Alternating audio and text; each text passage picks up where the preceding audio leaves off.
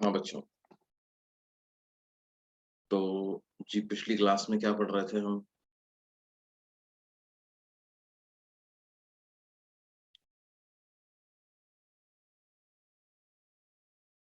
बायर्स-सवार्ट्स law की बात हो रही थी, है ना? बायर्स-सवार्ट्स ने क्या कहा? उन्होंने कहा कि भई अगर आपके पास कोई करंट कैरिंग वायर है और उस करंट कैरिंग वायर में भी क्या होते हैं, चार्जेस मूव कर रहे होते हैं, तो वो भी कुछ मैग्नेटिक फील्ड जनरेट करेगा। और अब वो टोटल वायर तो कितना जनरेट करेगा वो एक अलग बात है, लेकिन अगर कोई ये डीबी क्या है? What is dB?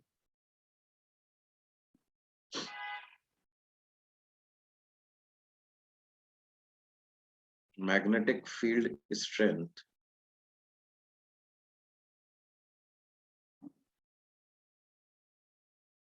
Due to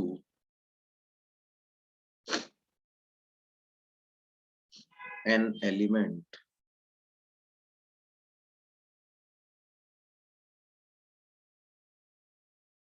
having infinitely small length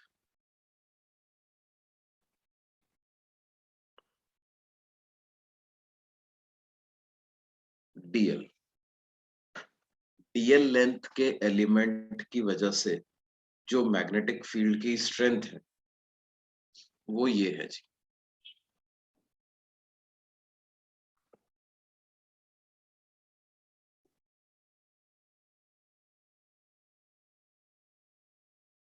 magnetic field strength due to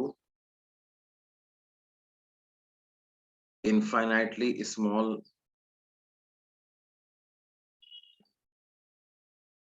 element of length dl।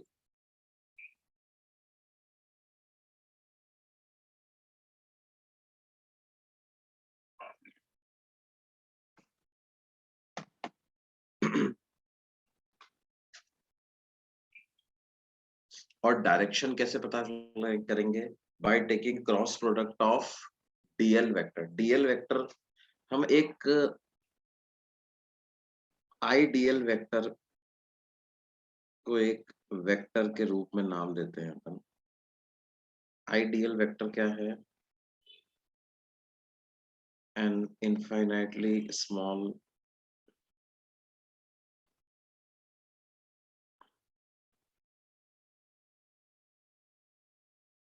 vector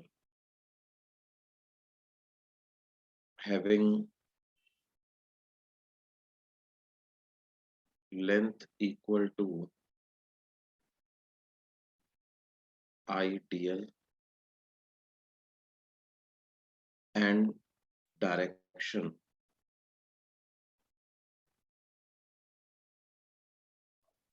in the direction of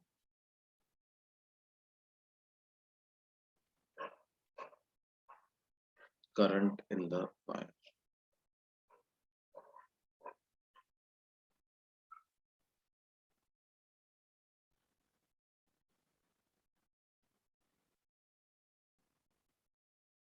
And direction in the direction of current in the wire।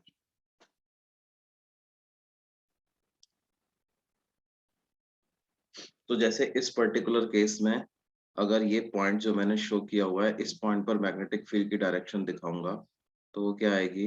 Going into the plane. अगर left side में कोई point ले लिया तो वहां पर magnetic field की direction क्या आएगी? Coming out of the plane. ये आप आईडीएल क्रॉस आर से चेक कर सकते हो।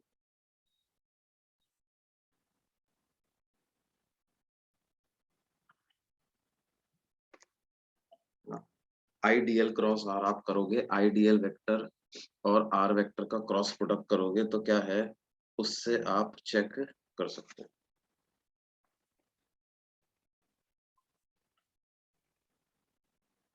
अब अगर आपको पूरे वायर की वजह से मैग्नेटिक फील्ड की स्ट्रेंथ पता लगानी है तो आप क्या करोगे? डीबी वेक्टर का एडिशन करोगे, यानी इंटीग्रेशन करोगे, यानी mu naught by 4 pi IDL cross R divided by R cube.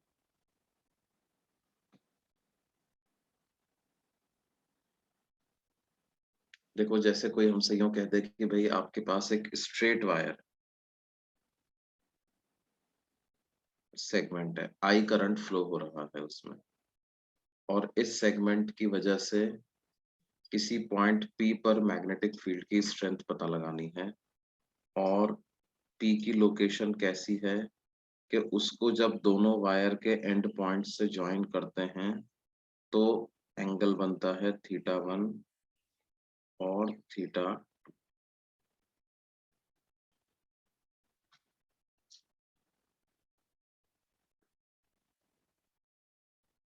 अब क्या है, यहां से x डिस्टेंस पे गए, dx विड्थ का एलिमेंट लिया, और इसकी वजह से हम क्या करते हैं, ये जो पॉइंट है P,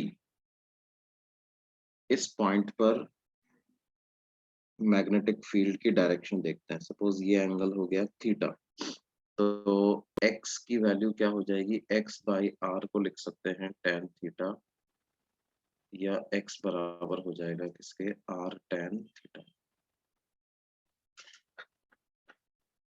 अब देखो ये जो एलिमेंट है इसमें करंट की डायरेक्शन तो ऐसे है ऊपर की तरफ, तो इसका करंट एलिमेंट वेक्टर भी ऊपर की तरफ हो गया, और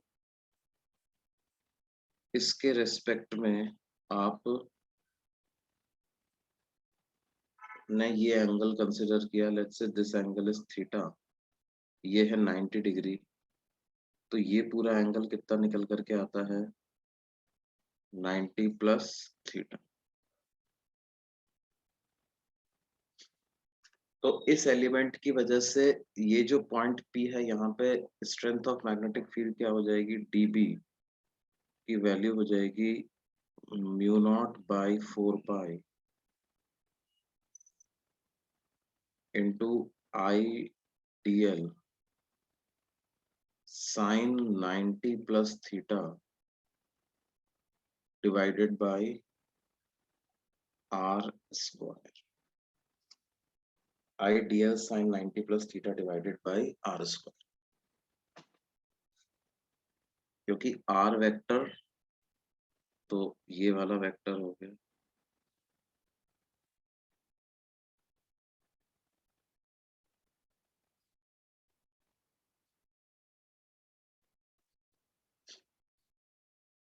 क्या हो जाएगा जी,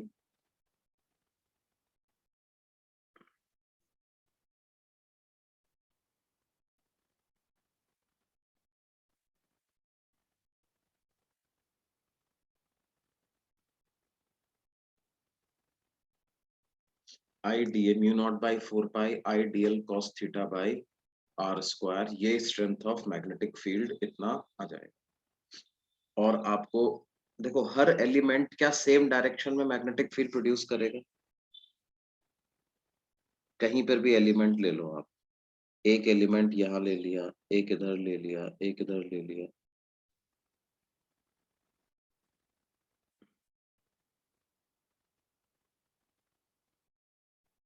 आईडीएल क्रॉस आर सबके लिए करते जाओगे तो वो डायरेक्शन इनटू द प्लेन ही बनी रहेगी।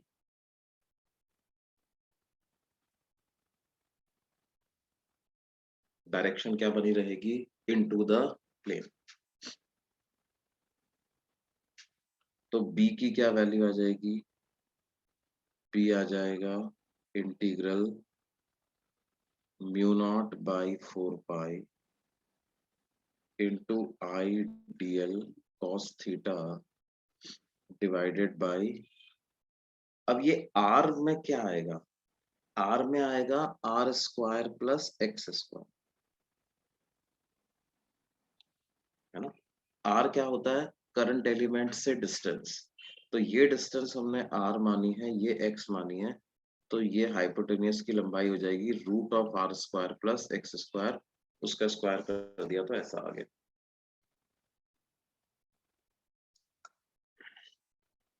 अब क्या है, थीटा भी वेरिएबल है और एक्स भी वेरिएबल है, तो एलिमिनेट करना पड़ेगा। तो एक्स को आर टेन थीटा लिख सकते हो आप। एक्स को आर टेन थीटा लिखोगे तो अच्छा, डीएल डीएल की जगह हम डीएक्स लिख सकते हैं। डीएल की जगह लिख सकते हैं डीएक्स।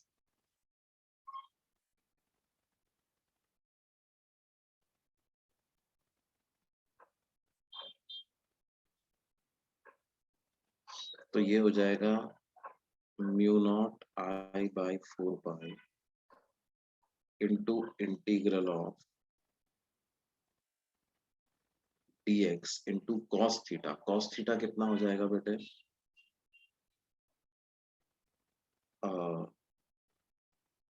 हम dx को लिख देंगे कितना,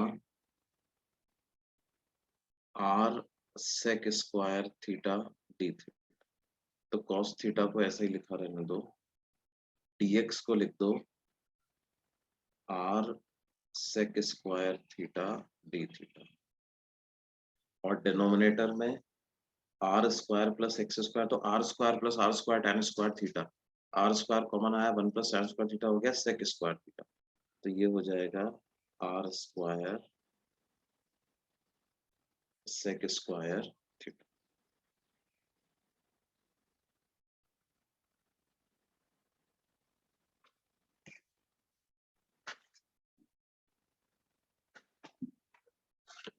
mu naught by 4 pi I DL, और एक साथ में कॉस थीटा और मल्टीप्लाई हो रहा है न्यूमरेटर। तो आर सेक स्क्वायर थीटा से R sec square theta cancel हो गया। अब लिमिट कहाँ से कहाँ तक पुट कर दे जी, थीटा की वैल्यू को कहाँ से कहाँ तक रखे? तो थीटा को पुट कर देते हैं माइनस थीटा टू से थीटा वन तक। माइनस थीटा टू से थीटा वन तक इसको पुट कर देते हैं। तो क्या आ जाएगा बच्चों? बी की वैल्यू आ गई mu naught I by 4 pi, mu naught I by 4 pi cos theta D theta का इंटीग्रेशन हो जाएगा साइन थीटा। तो ये हो जाएगा sine theta one minus sine of minus theta.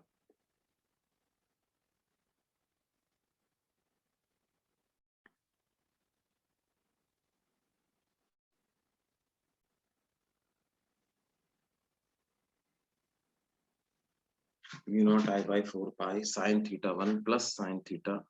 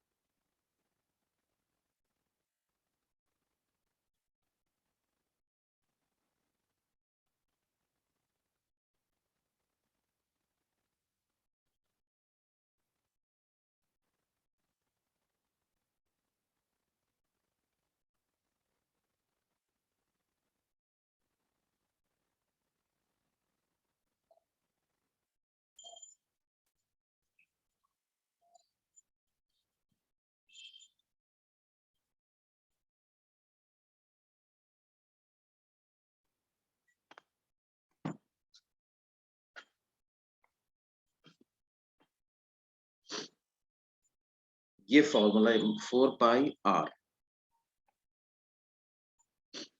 ये फॉर्मूला याद रखना है बच्चों। एक वायर है, उसमें से आई करंट फ्लो हो रहा है, किसी पॉइंट से आपने वायर पे परपेंडिकुलर गिराया, आर डिस्टेंस है,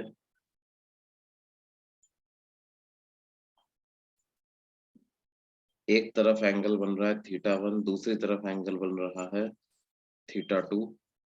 तो इस वायर की वजह से पी पॉइंट पर मैग्नेटिक फील्ड की स्ट्रेंथ का क्या फॉर्मूला होगा?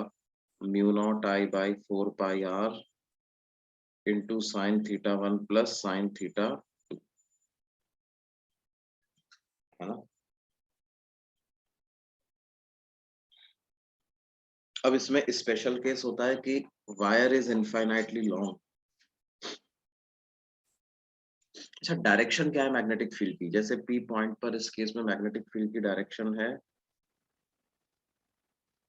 इनटू द प्लेन, है ना। आइडियल क्रॉस आर कर सकते हो किसी भी जगह पे आप जाकर के, या दूसरा तरीका क्या है डायरेक्शन पता करने के लिए,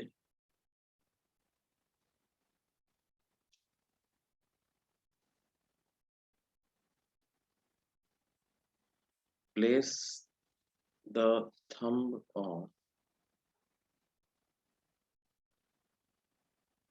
your right hand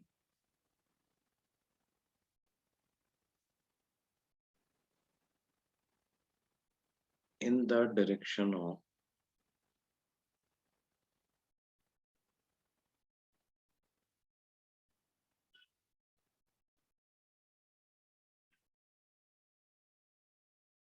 current in the wire।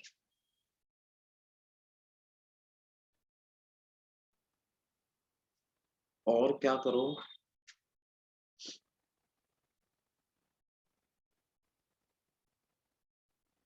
stretch fingers and make them point towards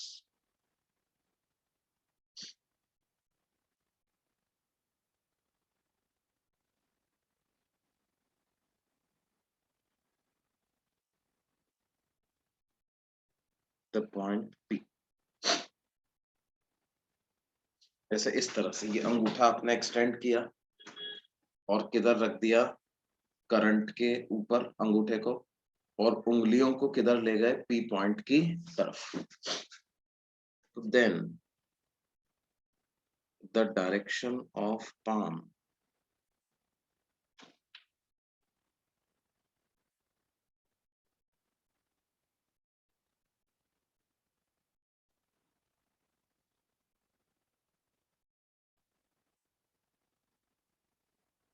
will be the direction of magnetic field।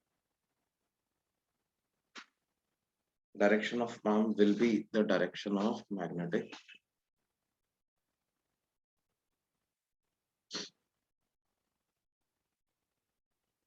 Left side में अगर कोई पॉइंट है तो वहां पर magnetic field coming out of the plane. Magnetic field की lines बनाओगे पूरे वायर की वजह से तो कैसी बनेंगी, ऐसी सर्कुलर।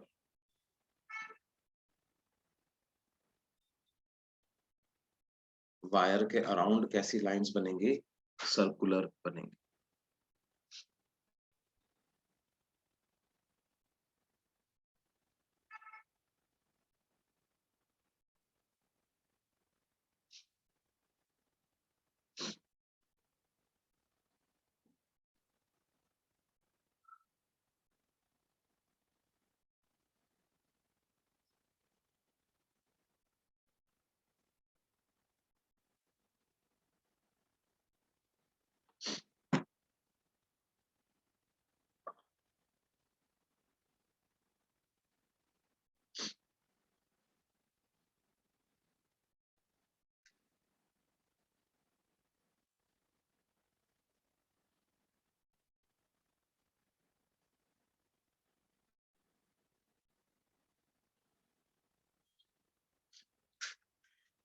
अगर इनफाइनाइटली लॉन्ग वायर हुआ तो उसकी वजह से कैसा होगा,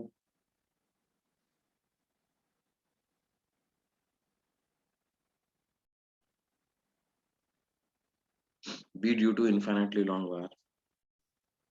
थीटा 1 और थीटा 2 दोनों को कितना रख दें हम बच्चों, 90 डिग्री 90 डिग्री रख देते हैं, तो बी कितना हो जाएगा, mu naught I by 4 pi R into sine pi by 2 plus sine pi by 2। तो इसकी वैल्यू आ जाएगी mu naught I by 2 pi, ये बी की वैल्यू इतनी।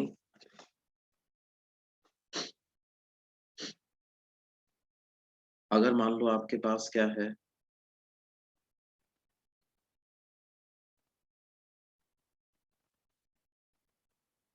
सेमी इनफाइनाइट वायर,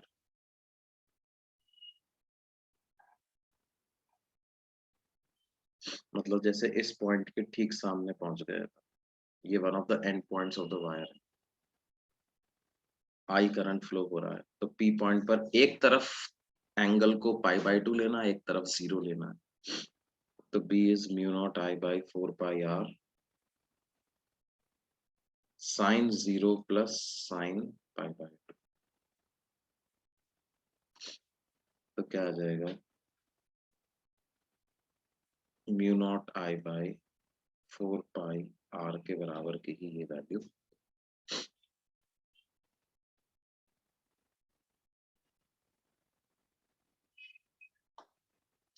और अगर मान लो ऐसा हो गया कि ये वायर है और इधर ही खत्म हो गया ये, और कोई पॉइंट पी है उससे परपेंडिकुलर डिस्टेंस आर है, मतलब वो पॉइंट ना थोड़ा नीचे है,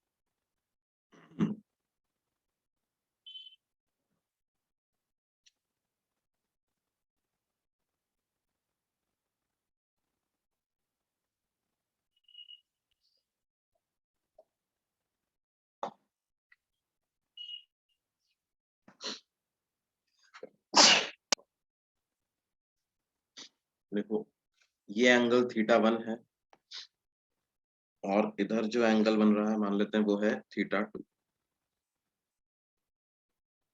और ये परपेंडिकुलर डिस्टेंस r है, वायर ए से बी के बीच में ही है, आई करंट कैरी कर रहा, तो strength of magnetic field P point पे क्या होगी, तो ये हो जाएगा mu naught I by 4πr into sine θ2 minus sine θ1,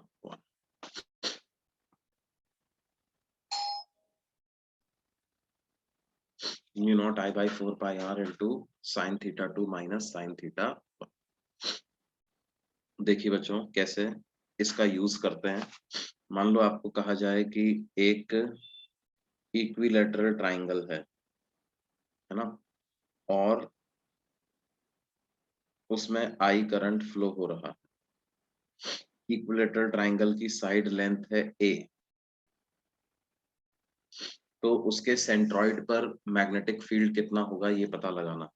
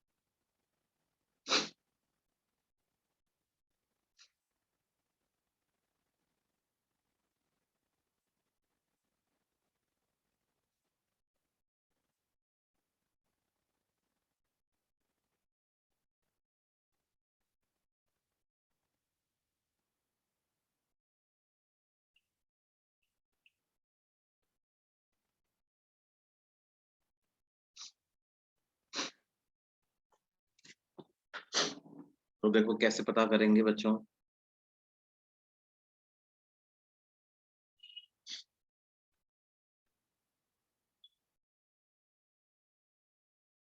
ये पॉइंट सेंट्रॉइड है मान लीजिए,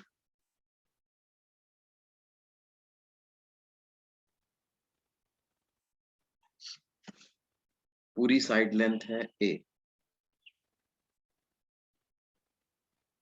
तो इसकी हाफ लेंथ कितनी होगी, a/2। ये एंगल है कितना, 30 डिग्री। तो इस पॉइंट से वायर की परपेंडिकुलर डिस्टेंस, जिसको हम आर बोलते हैं, वो कैलकुलेट कर सकते हैं। tan 30 डिग्री बराबर है आर डिवाइडेड बाई a/2 के, यानी आर को क्या लिख सकते हैं, a/2√3।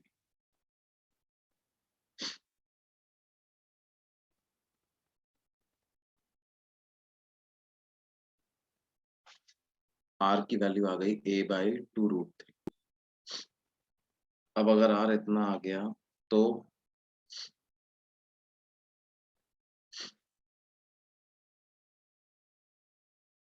एक वायर की वजह से स्ट्रेंथ ऑफ मैग्नेटिक फील्ड कैसे लिखते हैं, μ0I/4πr into sin θ1 plus sin θ2।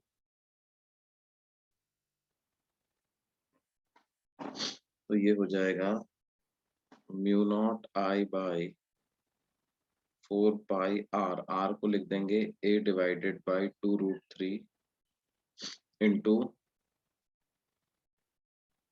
sin 60 degree plus sin 60 degree.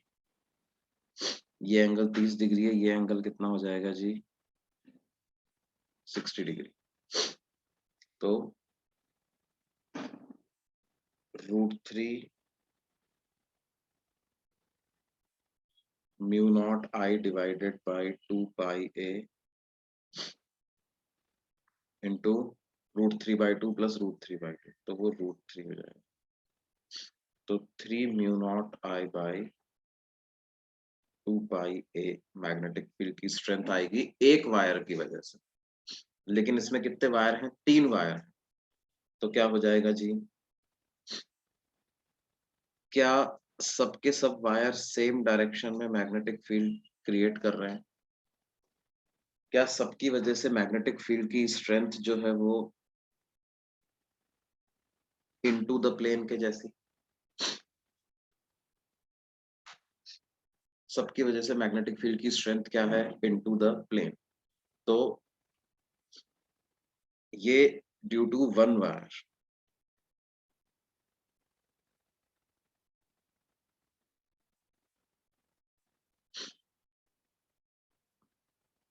B due to या बी रिजल्टेंट लिखोगे तो वो कितना आ जाएगा जी, 9μ0I/2π, ऐसा।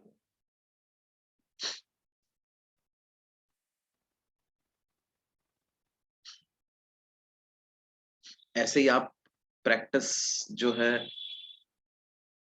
वो एक स्क्वायर के लिए भी कर सकते हो,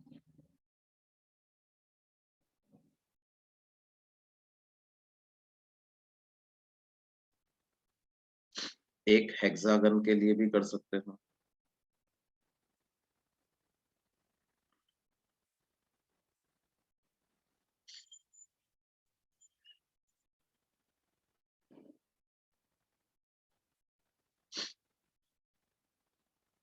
एक आप एन साइडेड पॉलीगन के लिए भी कर सकते हो।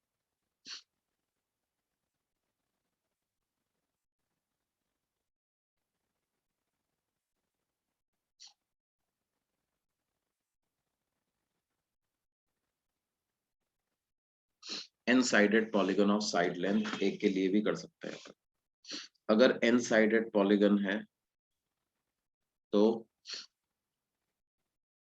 हर एक साइड जो सेंटर पे एंगल सबटेंड कर रही होगी वो कितना होगा बेटे,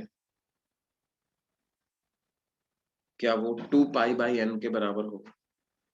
तो उसका हाफ एंगल कितना हो जाएगा जी,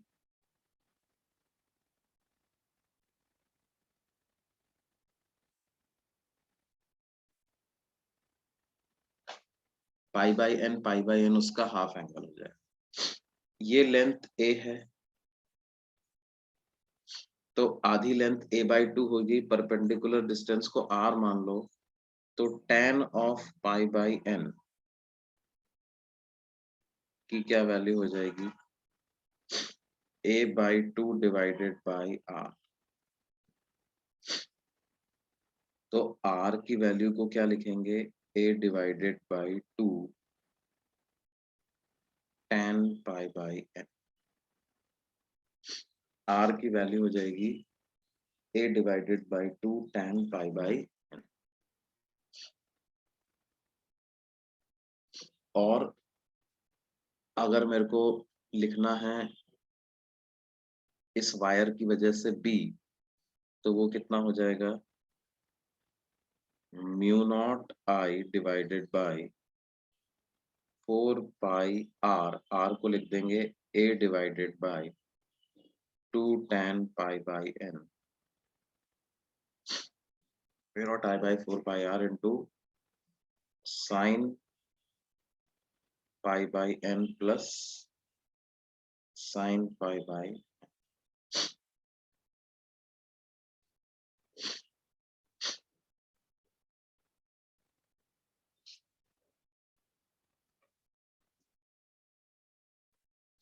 तो क्या हो जाएगा,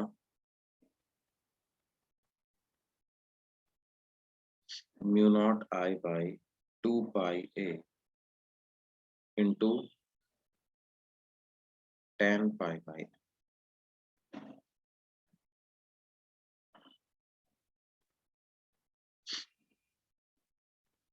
तो b कितना आ जाएगा जी, म्यू नॉट आई इंटू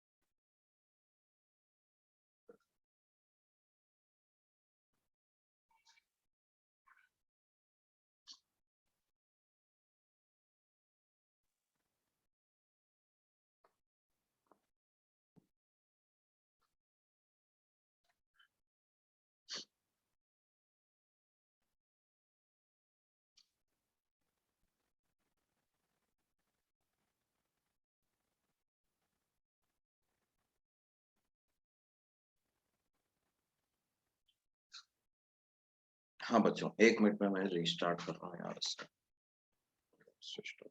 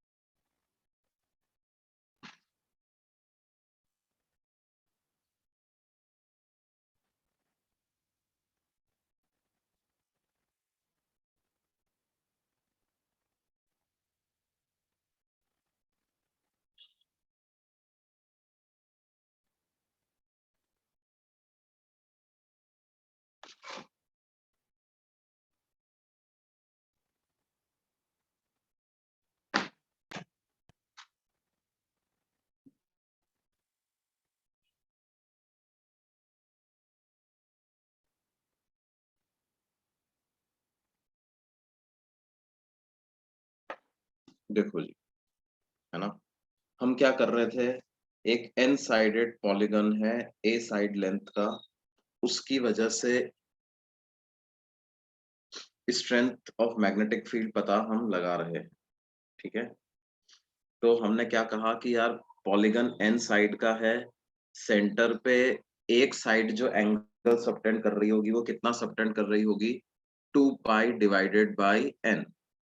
अब एक side 2 pi by N angle subtend कर रही है, तो ये हाफ एंगल जो हमें जरूरत पड़ती है मैग्नेटिक फील्ड लिखने के लिए, वो एंगल आपका हो जाएगा कितना, पाई बाय एन।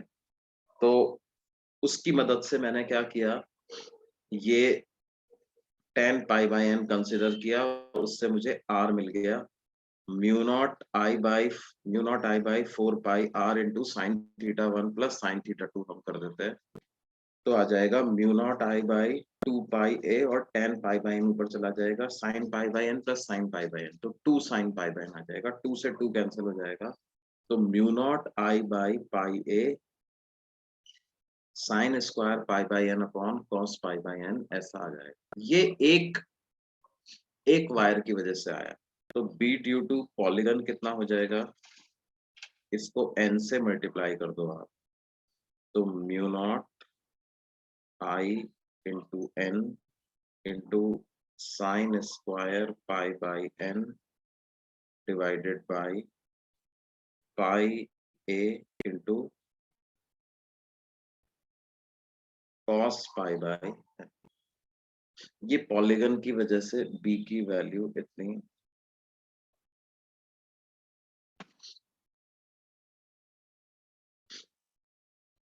अब यहाँ पे क्या हो रहा है, मान लो आपको B due to a circular loop पता करना है,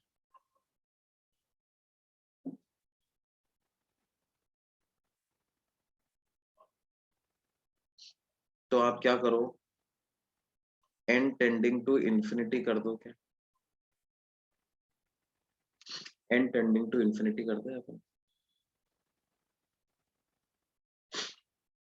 एन अगर इंफिनिटी को अप्रोच करेगा तो पाई बाई एन, क्या मैं बोल सकता हूँ ये बहुत छोटा एंगल हो जाएगा,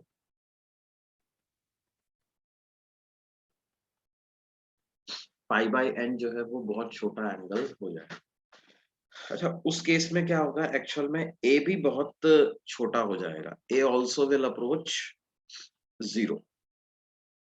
तो हम क्या करेंगे जी, कि आंसर हमारा ए के टर्म्स में बताने की जगह ये रेडियस जो हो जाएगी ना सर्कल की, वो ये वाली डिस्टेंस हो जाएगी। तो आप क्या कर सकते हो, R cos pi by N को लिख सकते हो a बाई 2 के बराबर। तो a को आप लिख दो 2r cos pi by N, ये लिख दो आप। a को लिख दो 2r cos pi by N. तो mu naught I N into sine square pi by N divided by क्या बेटे,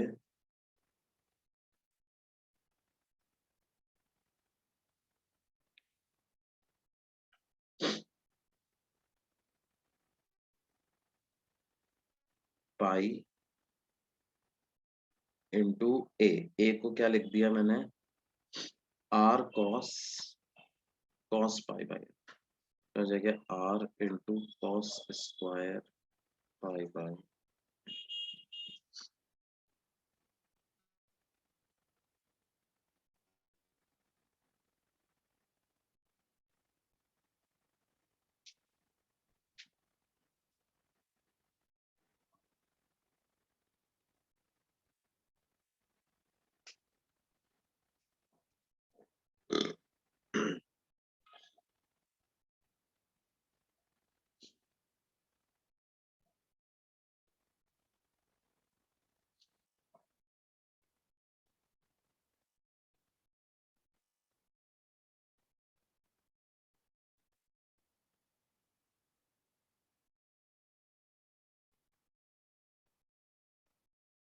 2r cos पाई बाई,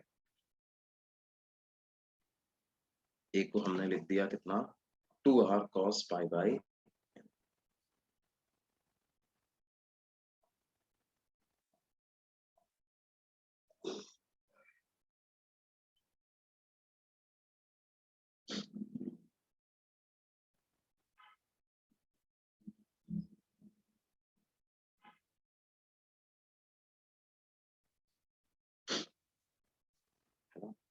ये हमने सही तो किया नहीं, एक बार देख लेते हैं इसको।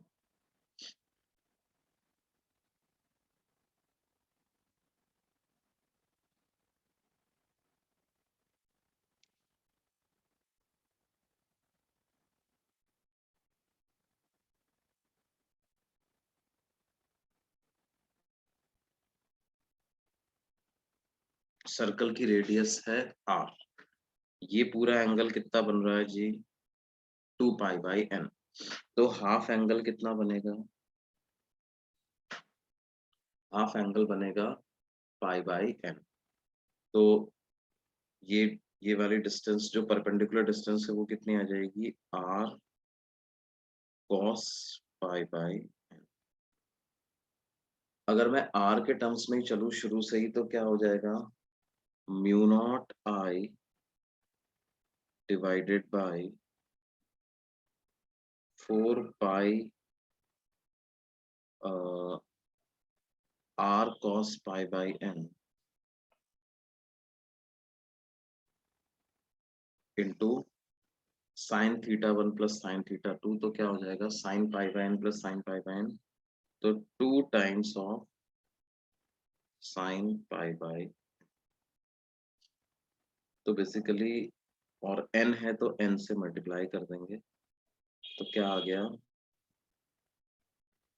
n into mu naught I into sine pi by N divided by 2 pi r into cos pi by,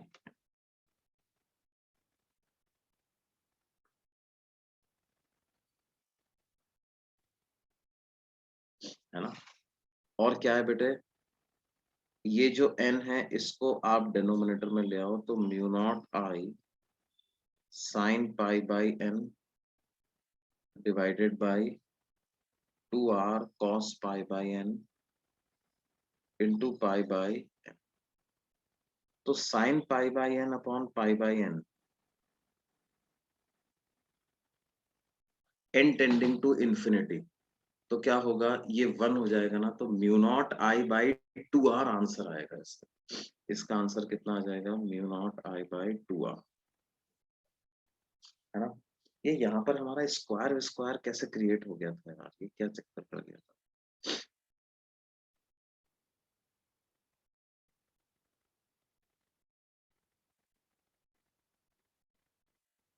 इस डिस्टेंस को माना था स्मॉल आर हो गया था a divided by 2 tan pi by n mu naught I by,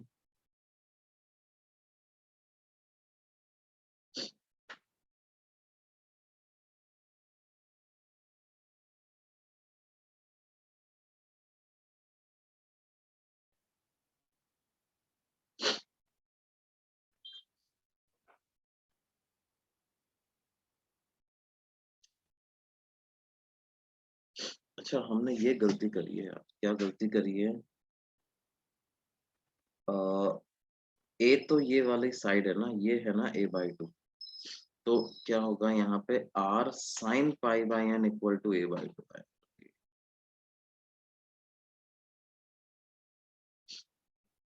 तो a को कितना लिखेंगे, 2r साइन पाई बाई,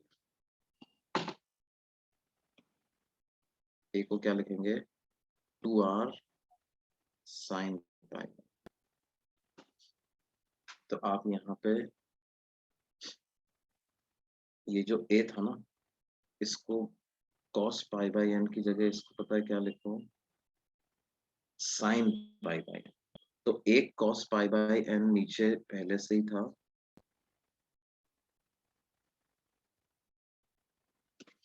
तो क्या होगा, ये एक r नीचे है ही सही पहले से,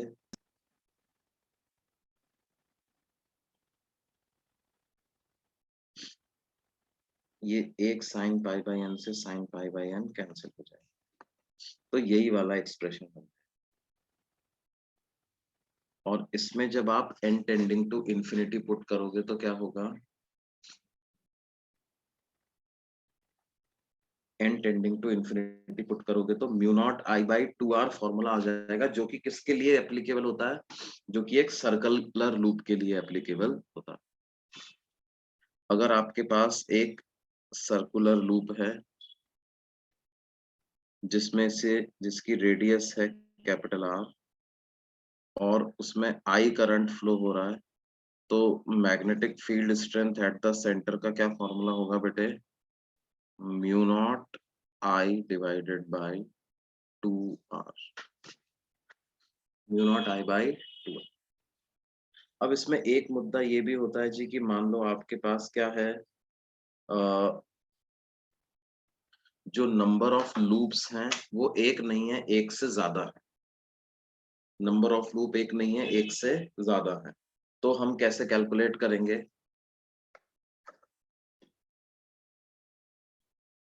मतलब सेम रेडियस के हैं वो सबके सब, all are of same radius.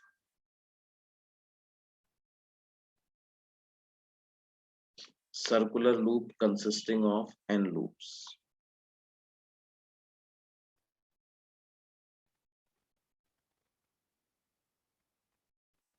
तो बी एट सेंटर की क्या वैल्यू आ जाएगी, बी एट सेंटर की वैल्यू आ जाएगी, इसको n से मल्टीप्लाई कर दो, तो mu naught n I divided by 2, mu naught n I by 2। क्या ये चीज समझ आती है।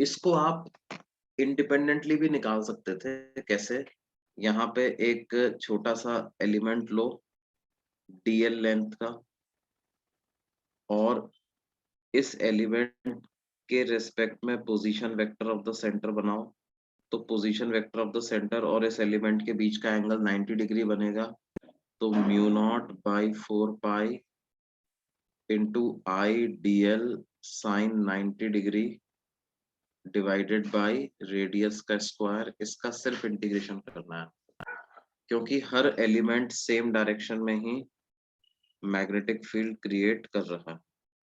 IDL cross R, IDL cross R, इस केस में आप देखोगे तो क्या होगा, हर एलिमेंट की वजह से जो मैग्नेटिक फील्ड की डायरेक्शन है वो क्या है, coming out of the plane.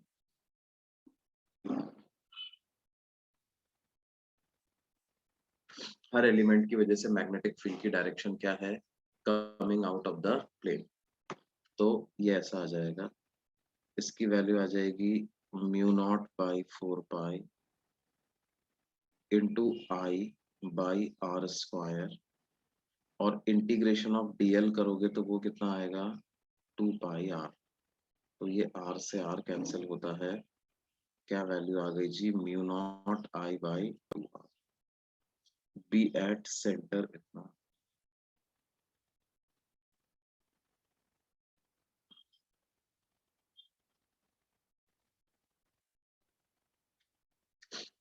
B at centre हो जाएगा म्यू नॉट आई बाई, अगर एन लूप्स है तो इतना आ जाएगा। अच्छा, इस वाले डेरिवेशन से आपको एक चीज और समझ में आनी चाहिए कि अगर मान लो हमारे पास एक आर्क होता, सर्कुलर आर्क, जो कि सेंटर पे एंगल सबटेंड कर रहा है कितना, थीटा, और रेडियस है आर उसकी, करंट उसमें फ्लो कर रहा है आई, तो क्या होगा, mu naught I D L sine 90 degree divided by R square, ये ऐसा हो, और इसका इंटीग्रेशन करना है आपको, तो क्या है, mu naught I by R square, तो इंटीग्रेशन के बाहर आ गया, बचा है इंटीग्रेशन डीएल। अब इंटीग्रेशन डीएल को क्या लिख देंगे बच्चों, इंटीग्रेशन डीएल को लिख देंगे R into mu naught by 4 pi I DL sine theta by R square. तो क्या इंटीग्रेशन को हम आर इंटू थीटा ऐसा लिख देते हैं, एक आर कैंसिल हो जाएगा, तो mu naught I by 4 pi R into theta. तो इसको आप ऐसे लिख सकते हो, mu naught I by 2 R into theta divided by 2 pi.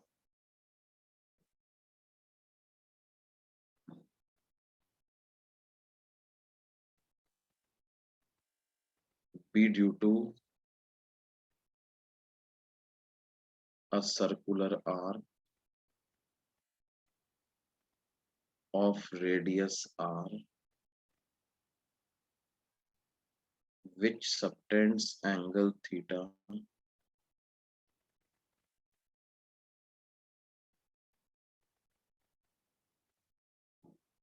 at the center। एक सर्कुलर आर्क जो कि सेंटर पे थीटा एंगल सबटेंड कर रहा है, उसकी वजह से मैग्नेटिक फील्ड की स्ट्रेंथ ये आएगी जी।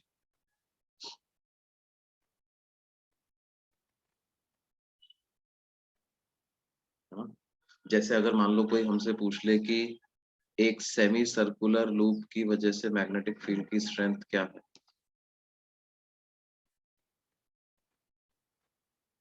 तो क्या लिखोगे, बी इज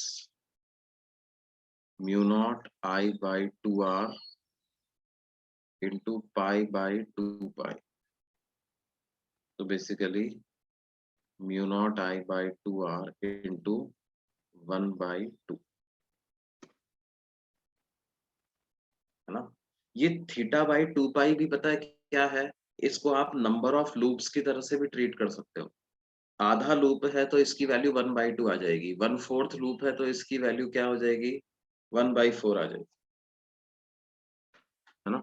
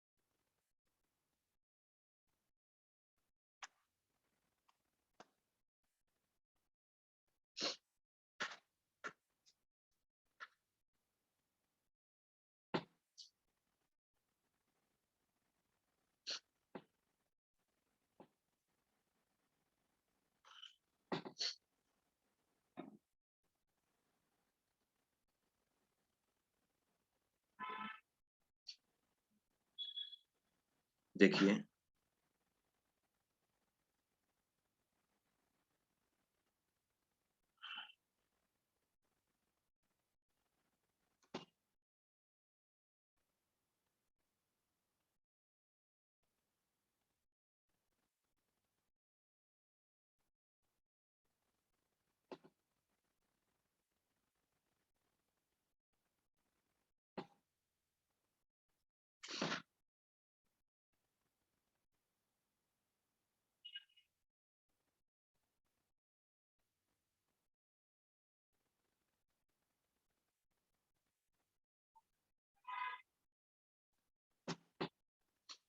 ये एक सर्कुलर वायर है इस तरह का,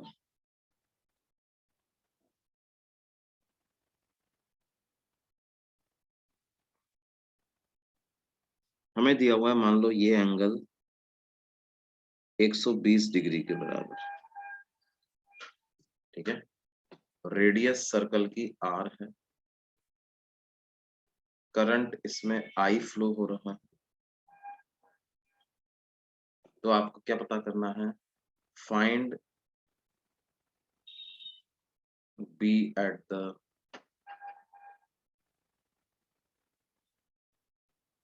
center of the given arc.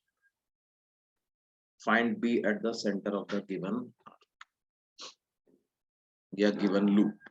क्या ये पता लगा सकते हैं बच्चों?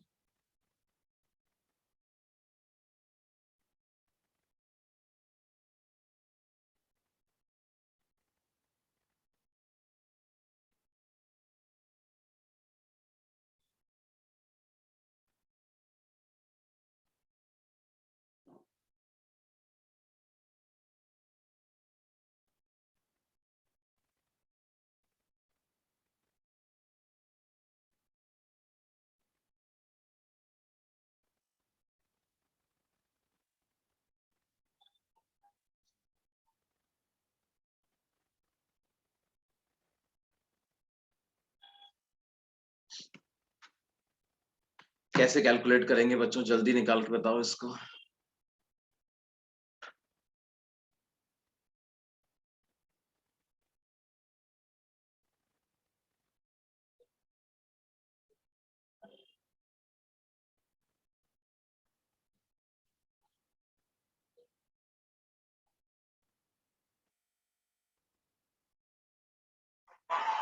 That's not 210 for 1.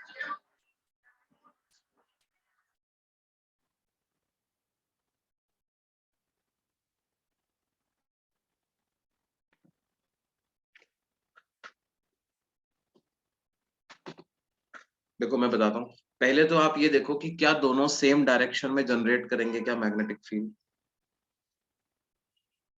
जो सर्कुलर पार्ट है और जो स्ट्रेट पार्ट है दोनों सेम डायरेक्शन में मैग्नेटिक फील्ड जनरेट करें। तो क्या है जी, बी एट सेंटर ये किसके बराबर है, B at center due to arc plus B at center due to straight wire. अब B at center due to arc कितना हो जाएगा जी? Mu naught I by 2r into theta divided by 2 pi. अब ये आर्क कितना angle subtend कर रहा है? 240 डिग्री। तो इसको 4 पाई बाई 3 लिख सकता हूँ क्या? 4 पाई बाई 3 डिवाइडेड बाई 2 पाई। और स्ट्रेट वायर की वजह से क्या लिखूंगा?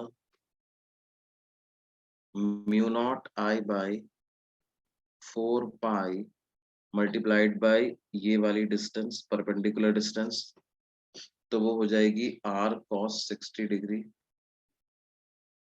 Into sine 60 plus sine 60। तो हो जाएगा कितना? ये 2 इंटू 2 पाई होकर के ये 4 पाई ही बन जाएगा।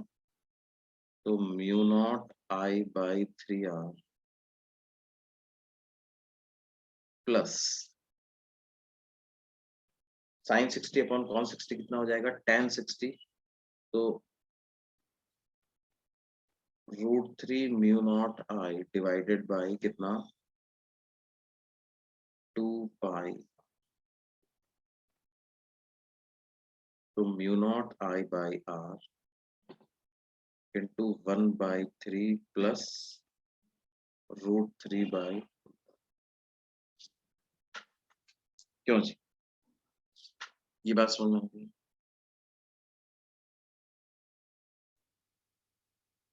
आर्क की वजह से मैंने फॉर्मूला लगाया mu naught I by 2r theta by 2 pi. Theta कितना है? 240 डिग्री। 240 डिग्री का मतलब 4 पाई बाई 3 होता है।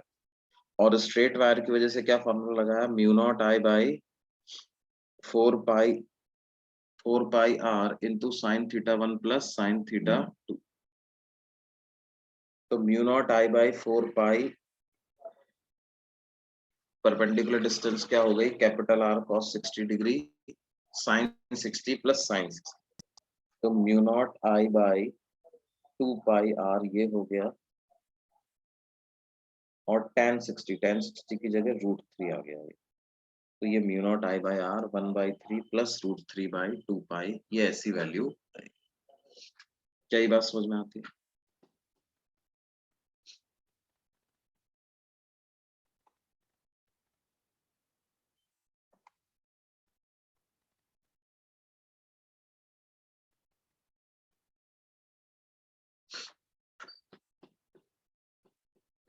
हाँ sir.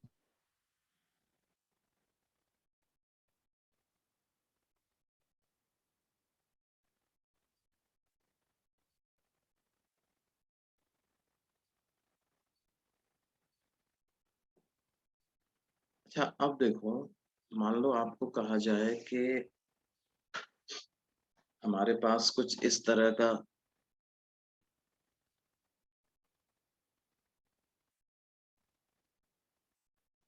Current distribution,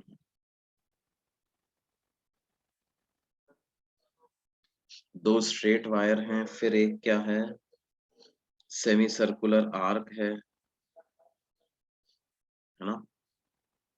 radius of semi circular arc हमें दी हुई है कितनी? r।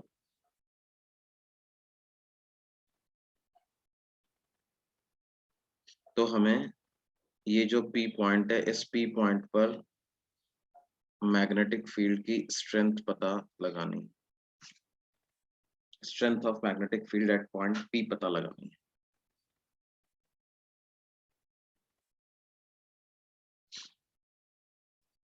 देखो सबसे पहले तो ये देखो कि क्या ये दोनों वायर सेम डायरेक्शन में जनरेट कर रहे हैं क्या magnetic field?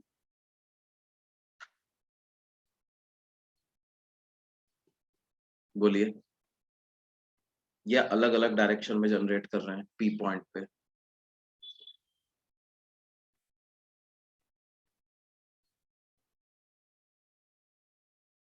Same same direction में जनरेट कर रहे हैं। किस डायरेक्शन में जनरेट कर रहे हैं? Into the plane. into the plane. Wire 1 की वजह से, वायर 2 की वजह से और इस आर्क की वजह से, तीनों का मैग्नेटिक फील्ड का स्ट्रेंथ ऐड करना है। वायर 1 की वजह से लिखेंगे mu naught I by 4 pi R. Wire 2 की वजह से भी लिखोगे mu naught I by 4 pi R, और आर्क की वजह से लिखेंगे mu naught I by 2 R into pi by 2 pi. तो क्योंकि मुझे पता है आधा आर्क है तो 1/2 से मल्टीप्लाई कर दूंगा, तो कितना आ जाएगा जी, mu naught I by 2 pi R plus mu naught I by 4 R. तो ये वैल्यू आ जाएगी mu naught I by 2 R into 1/पाई प्लस 1/2। ये बी एट पॉइंट पी की वैल्यू इतनी।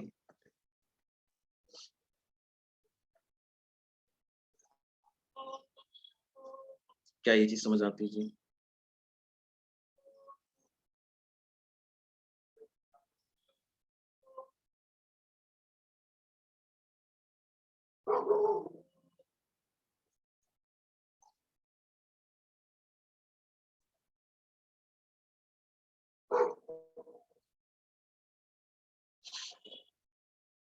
अच्छा, मान लो अपने पास क्या है, एक इनफाइनाइटली लार्ज प्लेट है जिसकी सरफेस पे के current per unit width flow हो रहा। ठीक है, क्या है,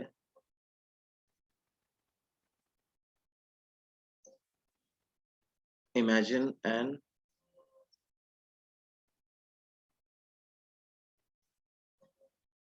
इनफाइनाइटली लार्ज प्लेट जिसकी सरफेस पे करंट फ्लो हो रहा है इस तरह से, है ना। इसकी लेंथ और ब्रेड्थ दोनों इनफाइनाइट है बच्चों।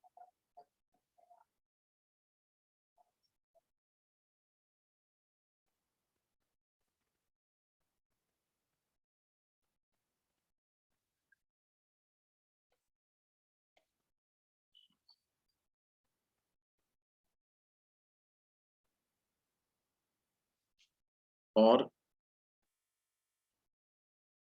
ये डिस्टेंस कितनी है, dx, और करंट फ्लो हो रहा है di। तो di बाई dx की वैल्यू किसके बराबर है, हमें दिया हुआ है k के बराबर। k को बोलेंगे करंट पर यूनिट विड्थ।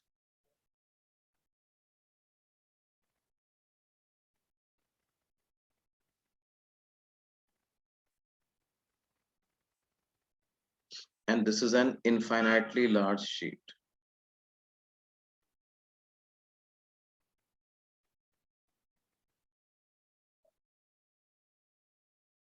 तो हमें क्या करना है, इस शीट के ऊपर हमने कोई पॉइंट लिया,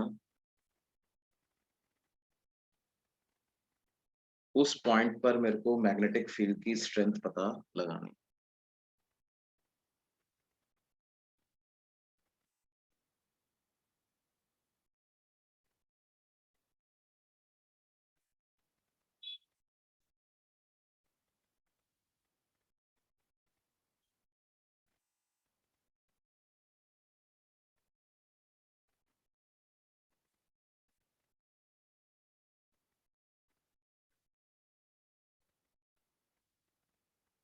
तो मान लेते हैं ये डिस्टेंस आपको d दे दी गई है ना।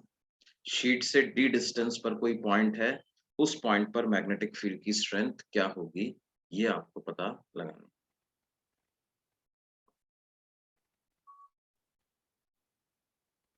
तो कैसे पता लगा सकते हैं बच्चों,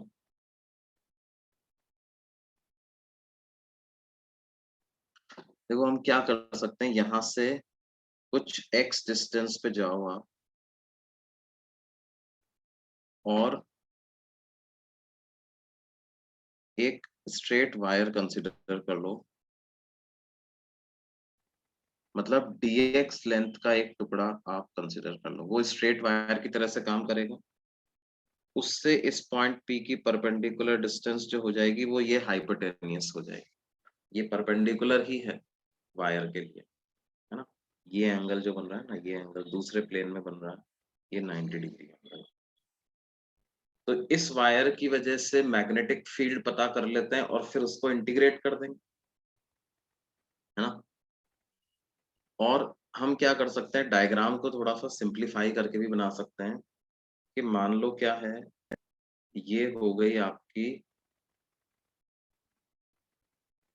शीट की लेंथ जो कि इनफाइनाइट है, इसके हर पॉइंट से करंट आई आई आई कुछ पास हो रहा है, D I D I D I current pass हो रहा है। ये रहा वो पॉइंट जहां पे आपको मैग्नेटिक फील्ड की स्ट्रेंथ पता करनी है, और इधर से आप गए x डिस्टेंस पर, और ये dx विड्थ का शीट का हिस्सा आपने कंसीडर कर लिया। करंट जा रहा है इसमें इनटू द प्लेन, तो मैग्नेटिक फील्ड की डायरेक्शन पता है क्या होगी, करंट की डायरेक्शन में अंगूठा रखो और अपनी फिंगर्स को क्या करो, उस पॉइंट की तरफ लेकर के ले जाओ, है ना। करंट की डायरेक्शन में अंगूठा रखो, उंगलियों को उस पॉइंट, तो जो आपकी हथेली है, हथेली की डायरेक्शन में मैग्नेटिक फील्ड आएगा, तो वो ऐसे आ जाए।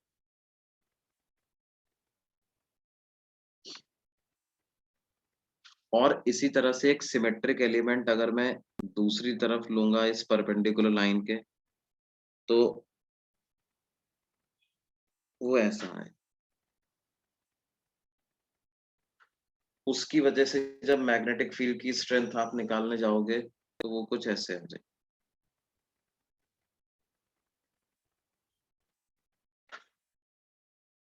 हम ऐसा कर सकते हैं जी कि ये एंगल थीटा हो, इधर वाला एंगल हो जाए 90 माइनस थीटा, ये तो 90 डिग्री है ही, तो ये एंगल आपका हो जाएगा, ये डीबी डीबी है, तो डीबी कॉस थीटा कैंसिल हो जाएगा, डीबी साइन थीटा आ जाएगा आपके पास, उसका इंटीग्रेशन करना। ये हाइपोटेनियस की लंबाई आप r मान लो, तो cos थीटा को आप लिख दो कितना, x डिवाइडेड बाई r, तो r की वैल्यू आ जाएगी x अपॉन cos थीटा, तो ये आ जाएगा mu naught i divided by 4 pi r, r को लिख दूंगा x अपॉन cos थीटा, है ना।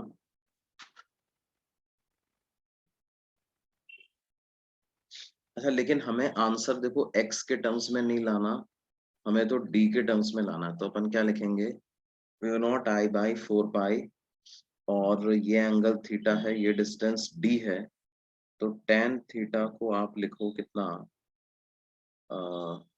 या किसकी वैल्यू चाहिए, r की वैल्यू चाहिए, तो क्या कंसिडर करेंगे r के लिए, साइन थीटा, साइन थीटा को लिखते हैं d बाई r, तो r हो जाएगा d divided by sine theta, या आप इन सबको हटाओ, सीधे सीधे r को लिख दो under root of d square plus X square, r को लिख दो कितना, under root of D square plus X square, तो mu naught I by 4 pi root D square plus X square. अच्छा, आई क्या है, इस छोटे से एलिमेंट में से करंट, तो उसको के डी एक्स लिख देंगे, मल्टीप्लाइड बाई कितना, साइन थीटा, तो साइन थीटा की वैल्यू क्या आ जाएगी, क्या डी बाई स्मॉल आर आ जाएगी, और वो फिर से root of D square plus X square लिख देंगे, तो कितना आ गया, mu naught K D divided by 4 pi, mu naught K D divided by 4 pi into integral dx upon D square plus X square, और एक्स की limit कहाँ से कहाँ तक रख दूंगा बेटे मैं, माइनस इन्फिनिटी से प्लस इन्फिनिटी तक। तो ये आ जाएगा mu naught K D divided by 4 pi into dx upon D square plus X square का value 1/d tan inverse x/d होता है ना, and substitute limits from minus infinity to infinity, तो d से d कैंसिल हो जाएगा, ये value क्या हो जाएगी, mu naught k divided by 4 pi into tan inverse infinity minus tan inverse minus infinity, तो पाई/2 माइनस माइनस पाई/2, तो ये पाई आ जाएगा, है ना।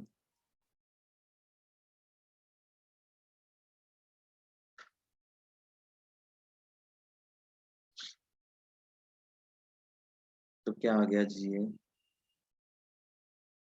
Mu naught k by 4।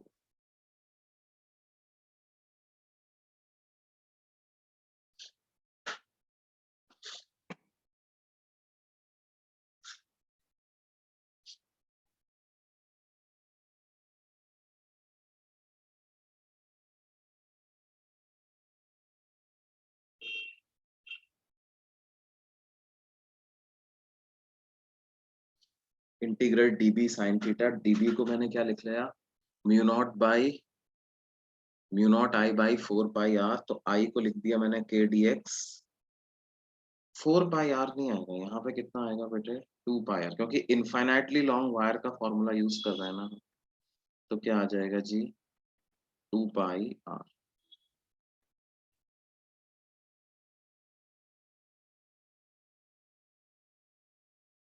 तो ये वैल्यू आएगी 2 पाई, और ये आपके पास आ जाएगा कितना, 2 म्यू नॉट k बाई, ये हो, it will be mu naught k by, ये रिजल्ट के तौर पे भी याद रखना है आपको, क्या है, एक आपके पास इनफाइनाइटली लार्ज शीट है, लेंथ और ब्रेड्थ दोनों उसकी इन्फिनिटी तक एक्सटेंड कर रही हैं, करंट पर यूनिट विड्थ उसमें से जो फ्लो हो रहा है अलोंग द सरफेस, वो कितना फ्लो हो रहा है, के, तो इस शीट के ऊपर कोई पॉइंट अगर मैंने ले लिया तो स्ट्रेंथ ऑफ मैग्नेटिक फील्ड कितनी आएगी, म्यू नॉट k बाई 2। और डायरेक्शन क्या आई थी देखो इसकी, इस केस में डायरेक्शन जो आई थी वो ऐसे आई थी, आप देखो मतलब क्या है, थोड़ा दाएं बाएं चले जाएगी, चले जाओ, थोड़ा ऊपर नीचे चले जाओ, क्या मैग्नेटिक फील्ड के मैग्नीट्यूड और डायरेक्शन पे कोई फर्क पड़ रहा,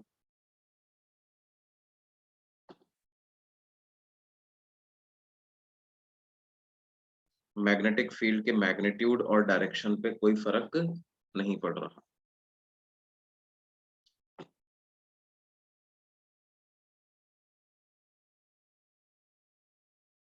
हाँ, अगर आप शीट के नीचे चले जाओगे तो ऐसा,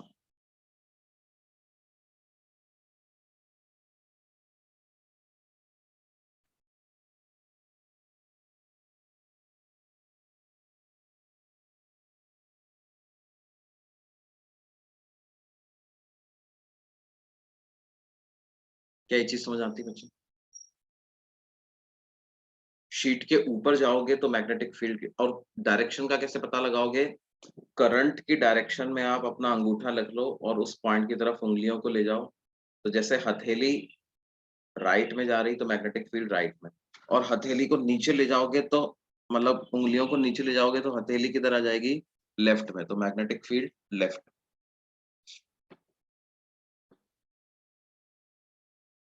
क्या ये बात समझ में आती है बेटे,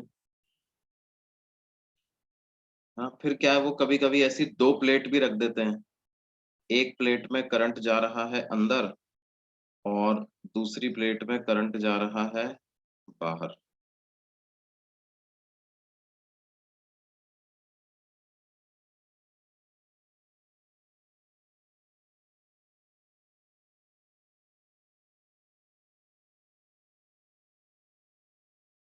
तो आपको मैग्नेटिक फील्ड की स्ट्रेंथ पता लगानी है। अब देखो इसमें क्या है,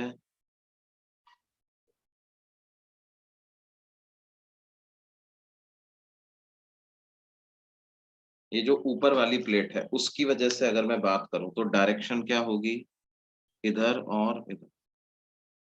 और नीचे वाली प्लेट है उसकी वजह से बात करूं तो डायरेक्शन क्या होगी, ऐसे और ऐसे।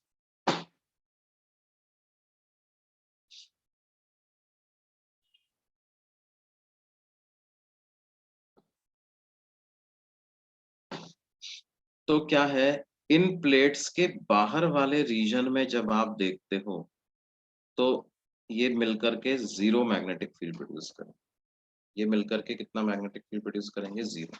लेकिन इन प्लेट्स के बीच में चले जाते हो तो म्यू नॉट के बाई टू और म्यू नॉट के बाई टू ऐड होकर के कितना आ जाता है जी, म्यू नॉट के बराबर मैग्नेटिक फील्ड आ जाता है। म्यू नॉट के बाई टू और म्यू नॉट के बाई टू ऐड होकर के कितना आ जाता है, म्यू नॉट के बराबर मैग्नेटिक फील्ड की स्ट्रेंथ आ जाती है। क्या ये चीज समझ में आती है बच्चों?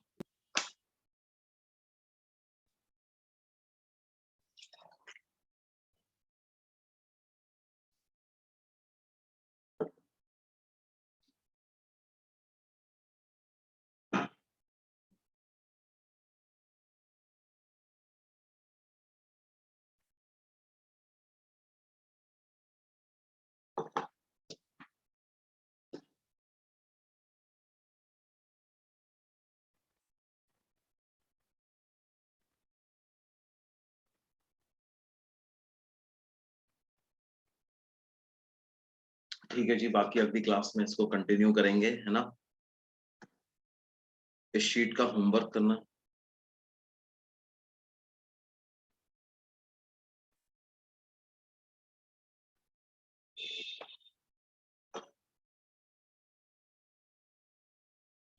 अच्छा, कौन सा क्वेश्चन, ये वाला?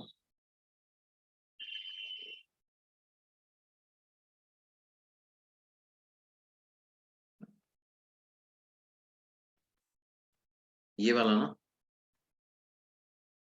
कौन सा सेक्शन स्टार्ट कर सकते हैं बेटे? अब आप सॉल्व कर सकते हो ABC, 3 सेक्शन सॉल्व कर सकते हो मैग्नेटिक इफेक्ट्स ऑफ करंट के, सेक्शन ABC।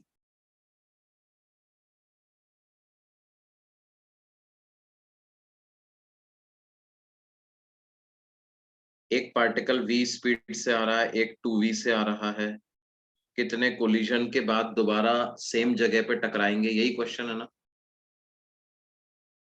और इलास्टिक कोलिजन हो रहा है इसमें।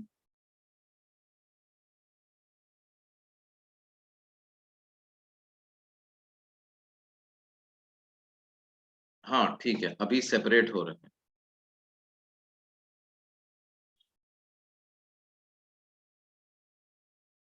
अब देखो क्या होगा बेटे,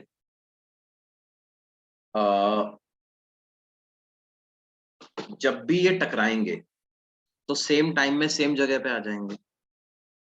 क्या मैं बोल सकता हूं कि जो 2v स्पीड से चल रहा है पार्टिकल वो डबल एंगल कवर करेगा, v स्पीड जितना कवर करेगा उसके कंपैरिजन में 2v वाला डबल एंगल कवर करेगा, है ना। हाँ सर। तो होगा क्या, अच्छा टोटल मिलाकर के 360 डिग्री एंगल कवर करेंगे तभी टक्कर होगी। तो इसका मतलब करंट पोजीशन से v स्पीड वाला पार्टिकल कितना एंगल कवर करेगा, 120 डिग्री। और 2v वाला कितना कवर करेगा, 240 डिग्री। तब जाकर के इनके बीच में टक्करें, है ना। तो ये पहला कोलिजन हुआ, फर्स्ट कोलिजन यहाँ। अब कोलिजन होने के बाद क्या होगा, वेलोसिटीज एक्सचेंज हो जाएंगी। तो जो v वाला आ रहा था उसको वेलोसिटी अब मिल जाएगी 2v, और जो 2v से आ रहा था उसको वेलोसिटी मिल जाएगी v। अब क्या होगा, कहाँ पे टक्कर होगी, फिर से सेम कॉन्सेप्ट लगेगा, 120 और 240 डिग्री, लेकिन अब 120 ये वाला पार्टिकल एंगल बनाएगा तो यहाँ से 120 डिग्री एंगल पे चला जाऊं तो ये 240 पूरा बन रहा है, इसका आधा बेसिकली यहाँ कहीं पे अब दोबारा टक्कर। तो ये सेकंड कोलिजन हो गया। अब ये नीचे से जो पार्टिकल आ रहा था उसकी स्पीड v थी, ऊपर से जो आ रहा है उसकी स्पीड 2v थी, लेकिन अब फिर से स्पीड एक्सचेंज हो जाएंगी, तो ऊपर वाले को v मिल जाएगी, इसको 2v मिल जाएगी। अब फिर से टक्कर होगा तो क्या होगा, वापस से 120 डिग्री पे, ये वाले के लिए 120 डिग्री पे होगा। देखो ये 120 डिग्री है, तो ये जो डिस्टेंस बची है, ये भी, ये जो एंगल बचा है ये भी 120 डिग्री, तो v वाला फिर 120 डिग्री पे मतलब यहाँ पहुंचाएगा, और 2v वाला 120 प्लस 120 240 चलकर ये भी वापस वहीं पे पहुंच जाएगा। तो एक टक्कर और दूसरी टक्कर के बाद जो तीसरी टक्कर होगी वो सेम जगह पे हो जाएगी। तो पूछा हुआ है after how many collision they will again collide at the same place, तो after 2 collisions they will again collide at the same place. Angle कैसे निकाला बेटे, देखो मान लो v स्पीड वाला एंगल चलता है थीटा, तो 2v वाला कितना चलेगा, 2 थीटा, और थीटा प्लस 2 थीटा कितना है, 360 डिग्री, तो यानी थीटा कितना आ गया 120, और 2 थीटा कितना आ गया 240।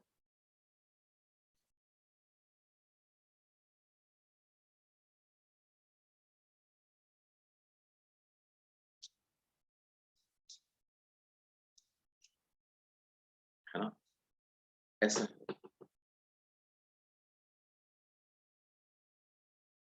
ओके।